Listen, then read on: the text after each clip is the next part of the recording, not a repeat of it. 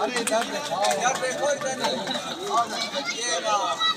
पाल जी हमारे चाचा जी है माननीय सांसद जी का माल्यार्पण करते हुए और मैं माननीय सांसद जी से निवेदन करूंगा कि हम लोगों का मार्गदर्शन करेंगे। आदरणीय सांसद थोड़ा आज इस तिलसैनी की ऐतिहासिक धरती में समाजवादी पार्टी के नेताओं के निवेदन पर बुलाई गई इस बैठक में आज इस कार्यक्रम के आयोजक संयोजक भाई सत्यप्रकाश पासवान जी, भाई राजेश पाल जी, इस कार्यक्रम में उपस्थित जिनका बड़ा योगदान है भाई रवि पाल जी, राजेश पाल जी, देवी प्रसाद पाल जी, उजागर पाल जी, प्यारे पाल जी, शिवराज पाल जी, प्रसाद पासवान जी, छम्मे पाल जी, किशन पाल जी, मुकेश पाल जी, अमरनाथ पासी जी, टूटू कुशवाहा जी, मनोज साहू जी, छोटू पाल जी, अमर पाल वर्मा जी, रोटीराम पासी जी, बाबूराम पासी जी, संतोष पासवान जी, इरफान भाई, अभिषेक कश्यप जी इस कार्यक्रम में उपस्थित हमारे साथ चल कर आए। हमारे इस विधानसभा के प्रभारी भाई योगेंद्र कुशवाहा योगी जी इस कार्यक्रम में उपस्थित इस विधानसभा से चुनाव लड़ चुके युवा और जुझारू साथी भाई फतेहराव मुर्गिल जी, आदरणीय बाबूराम शेखर जी, पूर्व प्रमुख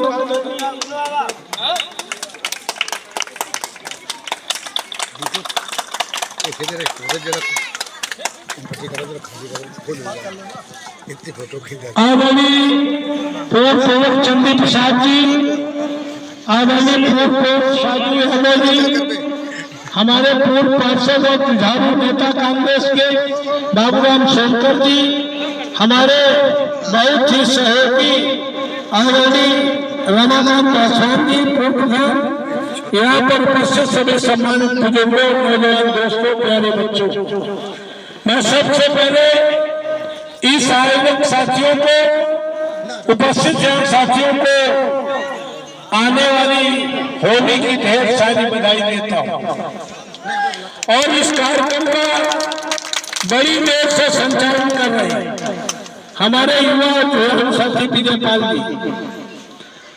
मैं आज आयोजक साथियों को कि कम समय में काफी लंबे समय बाद इतने लोगों से नियोजित कराने का काम किया है, मैं मंच की ओर से सामने बैठे सभी पिता को, बुजुर्गों का, नौजवान दोस्तों का, माताओं बहनों को ढेर सारी बधाई देता हूँ।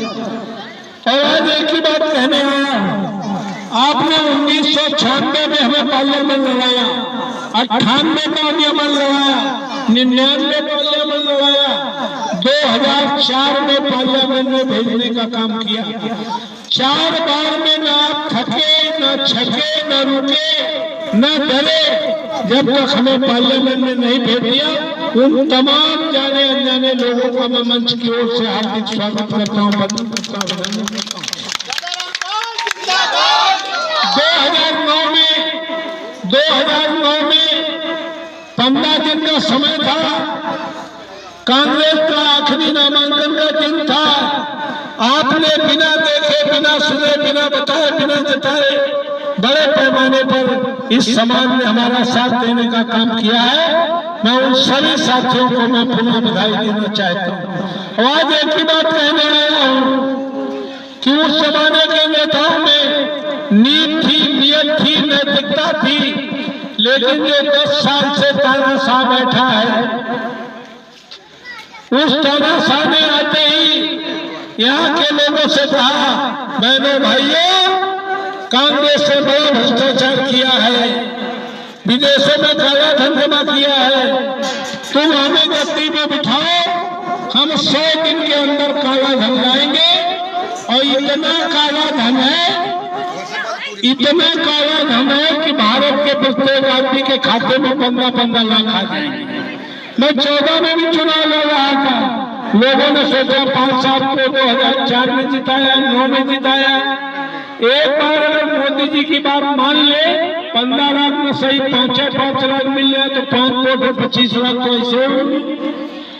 उन्होंने कहा कि नौजवान साथियों, तुम हमें गद्दी में बिठाओ, 2 करोड़ नौकरियां देने का काम करेंगे। नौजवानों ने सोचा भाई अब तक तो नौकरी कम मिलती थी, 2 करोड़ मिलेगी तो बेरोजगारी हमेशा से खत्म हो। नौजवानों ने वोट दे दिया। किसानों से कहा, किसान भाइयों तुम्हारी हमारी दोगुनी कर देंगे, ना तो 15 लाख में 15 रुपए आपके खाते में आए, 2 करोड़ नौकरियां तो छोड़ो, इन 10 सालों में कोरोना नोटबंदी के चलते 2 करोड़ लोग देश विदेश में जो नौकरी करते थे वापस अपने घर आने का काम कर चुके हैं। साथियों, किसानों की आय तो दुगुनी नहीं हुई, किसानों दुगुनी आ गए। दिन भर खेतों में काम करता है, रात भर जानवरों की रक्षा करने का काम करता है। क्यों भाई? पहले बोरे 50 किलो की थी, दाम वही था, फिर 45 किलो कर दी, अब 40 किलो कर दी, दाम वही। क्यों भाई? किसानों की बेहतरी हुई? नहीं हुई। किसानों से झूठ बोला, नौजवानों से झूठ बोला, पूरे देश के लोगों से झूठ बोलने का काम किया। हमारे नौजवान साथी अगर गूगल में सर्च करेंगे कि पूरी दुनिया में सबसे झूठ बोलने वाला कौन आदमी है, तो आपको हमारे प्रधानमंत्री जी को नंबर 1 का इनाम मिलेगा। तो इसलिए मैं कहना चाहता हूँ, और जिसको वोट दिया था 14 में 19 में, लोग उसका चेहरा नहीं जानते थे, उसका नाम नहीं जानते थे, वो कहते थे माननीय मोदी जी को वोट देने जा रहे हैं। तो हम आज कहने आए कि वो 10 साल में आपके बीच आया है, कभी न कभी वो आपके बीच न आपका था, न कभी आपका हो सकता है। हम तो आपके बीच में 1990 से आपके बीच में हैं। हम तो आपके साथ लगातार, जब भी आप याद करते हैं, शादी में, बारात में, कोई कैजुअलिटी में, हम आपके साथ कंधा से कंधा मिला के साथ देने का काम करते हैं। इस देश में द्वापर, सतयुग, त्रेता 3 युग बताए गए। इन तीनों युगों में जो काम नहीं हुआ, इसको क्या कहते हो? इस युग को क्या कहते हो? कलयुग। कलयुग माने समझते हो खराब युग? कलयुग माने खराब युग नहीं, कलयुग माने ज्ञान का युग, कलयुग माने विज्ञान का युग, कलयुग माने विकास का युग। क्यों भाई? इस गांव में कभी आरसीसी रोड थी? नहीं थी। इस गांव में बिजली थी? नहीं थी। तो हम ये कहना चाहते हैं, धरती पर 26 नवंबर 1949 को बाबा साहब अम्बेडकर ने 1 वोट का अधिकार देकर के रानी और महारानी के वोट की कीमत जिस दिन बराबर की, धरती पर स्वर्णिम युग की शुरुआत उस दिन से होने का काम हुआ। आज जो हम प्रधान से लेके प्रधानमंत्री का सपना देख रहे हैं, वो किसकी देन है भाई? किसी देवी देवता की देन है या संविधान की देन है? क्यों भाई? आज 2009 में जब आपने हमें एमपी बना के भेजा, जब आपने हमें एमपी बना के भेजा, तो हमने कोई भी मंदिर, मस्जिद, गुरुद्वारा, चर्च नहीं होगा जहां पर हमने सोलर लाइट और हैंडपंप देने का काम न किया। कोई ऐसी जगह नहीं होगी जहां हैंडपंप लगाने का काम किया होगा। हमने बिजली की समस्या को देखते हुए घाटमपुर में 4000 मेगावाट का पावर प्लांट लगाने का काम किया। आप कानपुर से जब घाटमपुर जाते हो अवस्था से, तो इतने बड़े बोलकर पड़े थे, हमने कानपुर से सागर तक स्टेट हाईवे बनाने का काम किया। ऐसी कोई स्टेशन नहीं होगी जहां पर हमने गाड़ी का स्टॉपेज कराने का काम न किया हो। लेकिन इन 10 सालों में, तब सांसद निधि 1 करोड़ थी, अब तो 5 करोड़ 1 साल है, 10 साल में 50 करोड़। हमारे पत्थर तो तुम्हें कहीं न कहीं मिल जाएंगे, लेकिन 10 साल से जो सांसद है उसका नाम, उसका पत्थर तुम्हें कहीं देखने को नहीं मिलेगा। सांसद निधि कहाँ चली गई? फिर भी लोग कहते हैं मोदी जी ने बहुत अच्छा किया। तो हम आज आपसे कहने आए हैं कि ये चुनाव केवल हमें एमपी दोबारा बनाने का चुनाव नहीं है, ये देश के संविधान को बचाने का चुनाव है। आपने जब हमें 9 में एमपी चुना तो 2013 में फूड सिक्योरिटी बिल आया, खाद्य सुरक्षा अधिनियम 2013।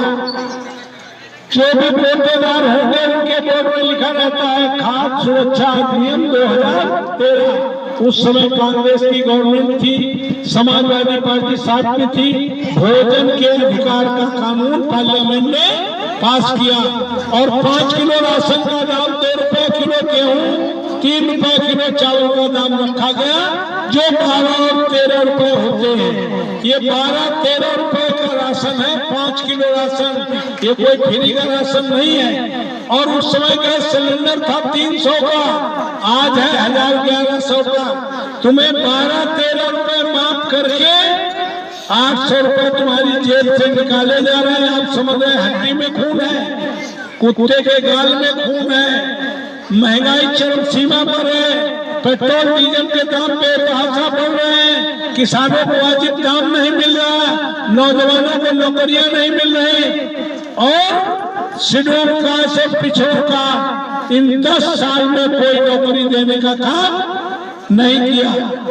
हमारे आईएएस जो थे उन्हें आउटसोर्सिंग से बिना परीक्षा दिलाए स्पेशलिस्ट के नाम से 343,000 आईएएस भर्ती करने का काम किया। अब दलित समाज के, पिछड़े समाज के जो कभी आईएएस आईपीएस हो जाते थे, अब इतिहास के पन्नों में रहेंगे। इसलिए हम आपसे कहने आए हैं कि ये फ्री का राशन आदरणीय मोदी जी की कृपा और भीख नहीं है। ये भारत में पैदा होने वाले प्रत्येक व्यक्ति को संविधान के तहत पार्लियामेंट में पास किए गए फूड सिक्योरिटी बिल के अधिकार का कानून के तहत है। इसलिए आने वाले समय में तुम्हें 2 महीने का इकट्ठे देने लगे, 1 किलो दूध देने लगे, डालडा का पैकेट देने लगे, नमक का पैकेट देने लगे, तो इसके बदले एहसान मानने की जरूरत नहीं है, अधिकार समझ के खाने की जरूरत है। क्योंकि भारतीय जनता पार्टी वाले आदरणीय मोदी जी गाली देते हैं कि दलितों का वोट और महिलाओं का वोट तो हम 5 किलो राशन मिलेंगे। तो हमारी माताएं बहनें सुन रही कि नहीं सुन रही कि ये 5 किलो फ्री का राशन नहीं है, ये हमारा अधिकार है। तुम्हारे ही वोट से प्रधान से लेके प्रधानमंत्री बनता है कि नहीं बनता है। और जब तुम पैदा होने से मरने तक जो चीजें इस्तेमाल करते हो उनमें सब में टैक्स देते हो। यही टैक्स जब इकट्ठा होता है, इसी टैक्स से रोडें बनती है, विकास होता है, बिजली बनती है, इसी से वृद्धा पेंशन, विधवा पेंशन, ये सारी जो खैरात करती है वो तुम्हारा पैसा वापस करने का काम करते हैं। इसलिए कहना चाहता हूँ कि ये चुनाव केवल और केवल बाबा साहब अम्बेडकर के संविधान बचाने का चुनाव है। इस बार ये चुनाव बटने का चुनाव नहीं है। दलित, पिछड़े, अकिलियत के साथी और सर्वहारा वर्ग के लोग जो प्रधान से लेकर प्रधानमंत्री बने, 75 साल पहले कोई भी आदमी पंचायत का सदस्य भी नहीं बन सकता था। अगर मोदी जी रहे, इस बार तुम हिंदू मुस्लिम में फंसे, इस बार मंदिर मस्जिद में फंसे, इस बार आदरणीय मोदी जी के कोई नए चमकीले दाने में फंसे, तो संविधान बदल जाएगा। आने वाले समय में कोई चुनाव नहीं होगा। इसलिए आपसे निवेदन करने आए हैं। जहाँ तक मेरा सवाल है, मैं तो सुन रहा हूं, जहाँ तक मेरा सवाल है, मेरी तो पूरी जिंदगी आप सबके बीच में है। मेरी जिंदगी का मकसद उन करोड़ों लोगों के लिए जिंदा रहना है जिनका कोई देखने और सुनने वाला नहीं है। हमने पूरे सार्वजनिक जीवन में कभी आने वाले का नाम, उसकी जात, उसका दल, उसका धर्म, उसका क्षेत्र नहीं पूछा। हम आने वाले का केवल काम पूछते हैं। सार्वजनिक जीवन में लोगों को जात, दल, धर्म, क्षेत्र लगाते, हमारे कंप्यूटर में गड़बड़ है, सारे भाई सारे इंसान नहीं लगाते हैं। 25-30 साल में कोई करोड़पति, अरबपति, लखपति हम पर भरोसा करता है कि नहीं करता है। लेकिन 25-30 साल में हमने समाज के उस आखिरी व्यक्ति को भरोसा पैदा कराने में कामयाबी हासिल की है, जिसके पैरों में चप्पल न हो, शरीर में कपड़ा न हो, पेट में भोजन न हो, हमारे पास आने तक के पैसे न हो, अपनी समस्या कहने के सफल हो। वो 150 किलोमीटर के एरिया में 1 करोड़ की आबादी वाले शहर में समाज की आखिरी पंक्ति में खड़ा आदमी भरोसा करता है। अभी पास जाएंगे मदद हो जाएगी, अभी टेलीफोन करेंगे मदद हो जाएगी। ये भरोसा हमारे अंतिम वक्त के, हमारे शरीर के अंतिम सांस तक कायम रहेगा। ये हमारा मकसद है।